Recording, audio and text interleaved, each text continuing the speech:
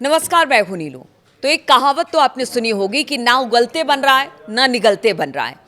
जी हाँ, बात कुछ ऐसे ही है। आज जिनेवा में ईरान और अमेरिका की तीसरे दौर की बातचीत होनी है और इस बीच बहुत बड़ी खबर आ गई है। कहा यह जा रहा है कि हो सकता है ईरान अपनी तरफ से यूरेनियम इनरिचमेंट को लेकर जो बातें हैं उस पर कुछ सहमति बनाए, कुछ ऐसे प्रपोजल अमेरिका के सामने रखे जिससे कि बात बन जाए। हालांकि बात कितनी बनेगी कितनी नहीं बनेगी वो तो इस बातचीत के बाद ही समझ में आएगा। लेकिन जो इस वक्त खबर आ रही है, बताया जा रहा है कि शायद जो 60% यूरेनियम इनरिचमेंट इस वक्त ईरान ने कर रखा है उसको वो घटा सकता है। लेकिन खबर ये भी आ रही है कि देखिए वो ये चाहता है कि जो यूरेनियम संवर्धन ईरान ने किया है वो बाहर नहीं भेजेगा, नष्ट नहीं करेगा, उसे ईरान में ही रखा जाएगा, लेकिन उसका इस्तेमाल नहीं किया जाएगा। अब इस पर कितनी बातचीत और बात बनती है देखने वाली बात होगी, क्योंकि यहीं से शुरुआत हुई थी कि देखिए आपको अपने यूरेनियम इनरिचमेंट को खत्म करना पड़ेगा, घटाना पड़ेगा, है तो उसे बाहर के देश भेजना पड़ेगा।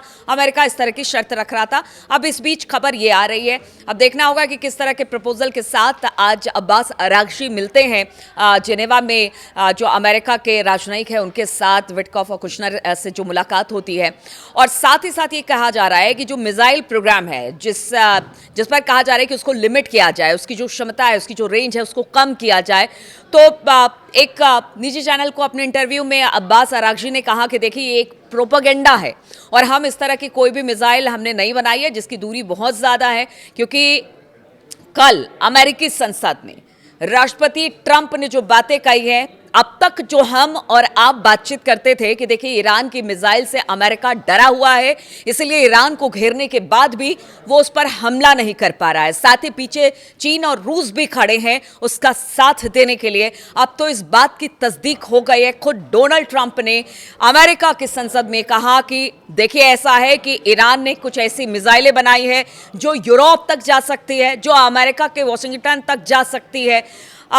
हालांकि अब्बास अरागची की बात सुने तो उनका कहना था कि वो सिर्फ एक झूठ और प्रोपेगेंडा है, हमने 2000 किलोमीटर से ज़्यादा की रेंज की मिसाइलें नहीं बनाई है। और एक तरह से इस पूरे मामले को प्रोपेगेंडा के तौर पर, झूठी खबर के तौर पर दिखाया जा रहा है और झूठी खबर अमेरिका के सामने पेश की जा रही है। लेकिन जो बात अमेरिका ने कही, कहीं ना कहीं उसका डर इन्हीं मिसाइलों से है, जिसकी वजह से अब तक अमेरिका रुका हुआ है ईरान पर हमले वो नहीं कर पा रहा है। क्योंकि सेना ने, अमेरिका की सेना ने भी, कि इनकी बात अगर हम करें तो उन्होंने पहले ही कह दिया था कि देखिए उनके पास कुछ ऐसी मिसाइलें हैं कि अगर कुछ हमले शुरुआती दौर में, अगर ईरान की तरफ से अगर अमेरिका हमला करता है और शुरुआती हमले में ही ईरान बहुत ज़्यादा नुकसान अमेरिका को पहुंचा सकता है। इस तरह की जो अमेरिकी सेना है उन्होंने अपनी तरफ से ट्रंप के सामने ये बातें रखी थी। देखिए सेना जो कहीं की होती है वो एक्चुअल सिचुएशन को बताती है, वहाँ की राजनीति क्या है क्या नहीं है उस बात से सेना को लेना देना नहीं है। लेकिन सेना जो है एक्चुअल स्थिति वहाँ के राजनयिकों के सामने, वहाँ के प्रशासन के सामने रखता है कि देखिए ये एक्चुअल स्थिति है। और शायद यही एक्चुअल स्थिति के इन्होंने बताई थी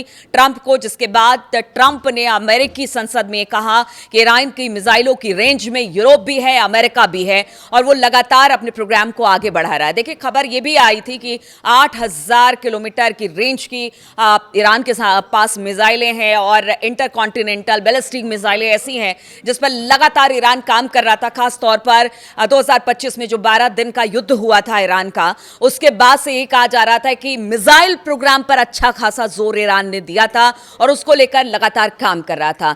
चाइना ने जो भी मिसाइल बनाने में उपलब्धता उसको देनी थी वो सारी चीजें उपलब्ध कराई ईरान के सामने, और ईरान ने समझ लिया कि देखिए ये हमारी रक्षा का कवच है और यही कवच हमें बचा सकता है। और आज यही कवच जो है वो अमेरिका और इजराइल के लिए टेंशन का सबब बना हुआ है। क्योंकि अब तो ट्रंप ने भी स्वीकार कर लिया है भाई कि देखिए ऐसा है कि अगर हम ईरान पर हमला करते हैं तो हम पर भी जबरदस्त तरीके से इन मिसाइलों से हमला होगा और यूरोप और अमेरिका भी इससे नहीं बचेगा। इसलिए इस बात का इंतजार किया जा रहा है कि बातचीत से रास्ता निकल जाए। इसलिए आज तीसरे दौर की जो वार्ता होगी वो बहुत अहम होगी, क्योंकि ईरान को कह दिया है अमेरिका ने कि देखिए आप कुछ ऐसी चीजें लेकर आइए जिससे बातचीत आगे बढ़े, जिससे हम सेटिस्फाइड हो, आपके पास भी कुछ हमारे पास रखने के लिए विकल्प हो।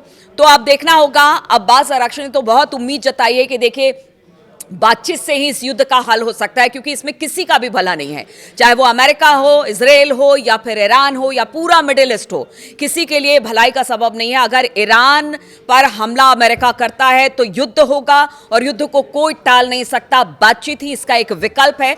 तो आप देखना होगा कि आज किस तरह की स्थिति और किस तरह की पेशकश ईरान की तरफ से अमेरिका के सामने होती है, और इसके बाद अगर बात नहीं बनती है तो फिर क्या युद्ध ही एक विकल्प होगा, इस पर सबकी निगाह होगी। लेकिन दूसरी तरफ ईरान की बात की जाए, एक बार फिर से ईरान में जो अंदरूनी हालात है बहुत अच्छे नहीं रह गए हैं, और पिछली बार भी हमने देखा था कि जब ईरान में अंदरूनी हालात ठीक नहीं थे, उस वक्त अमेरिका ने मन बना लिया था कि ईरान पर हमला किया जाए। तो क्या अब इसी से जोड़कर देखा जा रहा है कि एक बार फिर से अंदरूनी हालात वहां पर खराब हैं, इसी का फायदा उठाकर कहीं ऐसा ना हो कि अमेरिका ईरान पर हमला कर दे। तो उसकी भी कोशिश है कि अंदर खाने ईरान में जो इस वक्त स्थिति है उसको काबू में किया जा सके, उस सिचुएशन को टैकल किया जा सके।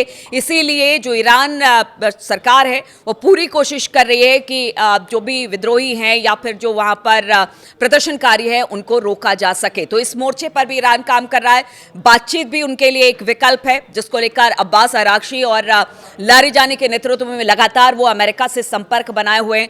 दूसरी तरफ युद्ध का विकल्प भी है, क्योंकि अब्बास अरागची ने जो कहा उसमें उन्होंने यही कहा कि देखिए ऐसा है, बातचीत तो हम एक विकल्प हमारे पास है, लेकिन युद्ध से भी हम पीछे नहीं हटते हैं, और युद्ध हमारे लिए अगर बातचीत खत्म होती है और अगर अमेरिका हमला करता है तो ईरान भी इस युद्ध के लिए पूरी तरह से तैयार है, 100% नहीं बल्कि 200% तैयार है, और इसके लिए हमने पूरी तैयारी कर ली है। लिमिटेड वॉर जैसा कुछ नहीं होगा, ईरान पर हमला होता है तो एक बड़ा हमला फिर अमेरिका पर भी होगा। और कहा जा रहा है जिस मिसाइल का डर ट्रंप को है, इसी वजह से जो कि उनके 2 जंगी जहाज बेड़े हैं, खास तौर पर अगर फोर्ड की बात की जाए या अब्राहम लिंकन की बात की जाए, दोनों 2 जगह पर इस वक्त है, क्योंकि बताया जा रहा है कि एक ओमान की खाड़ी के पास है, एक ग्रीस के पास है, वहां से आगे नहीं बढ़ा है, क्योंकि वो जो है वो ईरान के मिसाइलों के रेंज में आएगा, और अगर अमेरिका हमला करता है तो सबसे पहला टारगेट यही जंगी जहाज होंगे, यही बेड़े होंगे, और इसी पर सबसे पहले हमला ईरान कर सकता है। और इस बात की तस्दीक खुद अली खामनेई साहब ने की है कि देखिए हम तो बड़े से बड़े जहाज भी डुबो देंगे अगर हम पर बात आती है। तो आज की बात बहुत महत्वपूर्ण है, किस तरह से बात आगे बढ़ती है, किस तरह से क्या बातचीत होती है। अब्बास अरागची क्या ट्रंप को अपनी बात मनाने के लिए कि ठीक है हम बातचीत के रास्ते से ही आगे बढ़ सकते हैं, युद्ध कोई विकल्प नहीं है। दूसरी तरफ अमेरिका के लिए भी उनके अपने घर में ही ये पूछा जा रहा है कि आकर युद्ध आप करते हैं तो इससे आपका क्या फायदा होगा, वो तो बताइए जरा।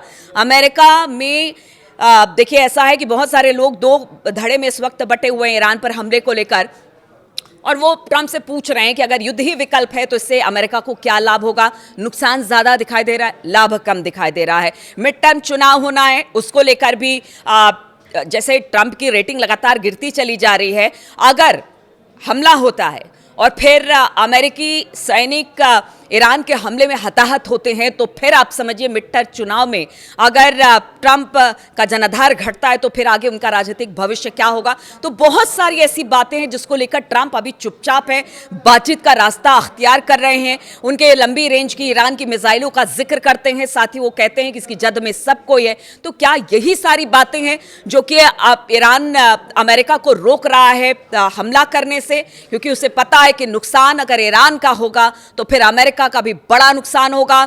इजराइल ईरान की जद में है, वहां से जितने मिसाइलें फायर होंगी फिर उसे कोई नहीं रोक सकता है। इसलिए आज की बातचीत पर सबकी निगाह टिकी है कि आज जो बातचीत होती है, आज जो प्रपोजल रखा जाता है, आज जो ईरान अपनी बात रखता है, अमेरिका किस तरह से उसको मानता है। क्या यह बातचीत आगे बढ़ेगी, क्या हमला रुकेगा या युद्ध की स्थिति ही बनेगी, इस पर मेरी भी निगाह है, सबकी इस पर निगाह है। जिस तरह का अपडेट मिलता है इस पूरे मामले को लेकर, किस तरह से बातचीत आगे बढ़ती है, उस पर लगातार हम आपको अपडेट करते रहेंगे। फिलहाल बहुत बहुत शुक्रिया मेरे साथ जुड़ने के लिए।